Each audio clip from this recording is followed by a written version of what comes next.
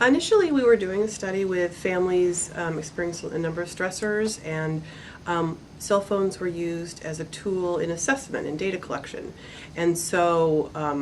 the idea kind of came about to use those as an intervention tool, because the families who experience a number of stressors and challenges, families living in poverty with lack of social support, lack of education, employment, are often the families that need a lot of help and need a lot of support and assistance in their role as a parent. But those families are often experiencing challenges that keep them from being able to fully engage in parenting programs and make it hard for them to stay with those projects. And so the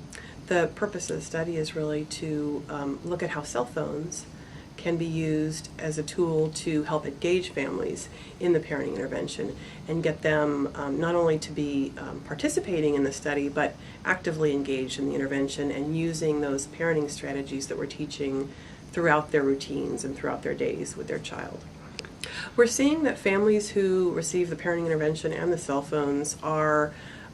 more actively engaged in the intervention. They're not dropping out at the rate that families are dropping out of the parenting intervention when they don't get the cell phones. So they're more likely to complete the program, and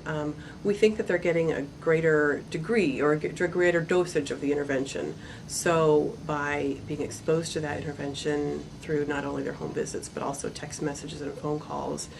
we think they're more likely to then use those strategies and continue to use those over time. Well, I think in terms of research, but also in terms of practice, in terms of programs that are out there for families who are needing support, I think if we can find better ways to engage them and actively involve them in the intervention and keep them engaged over time,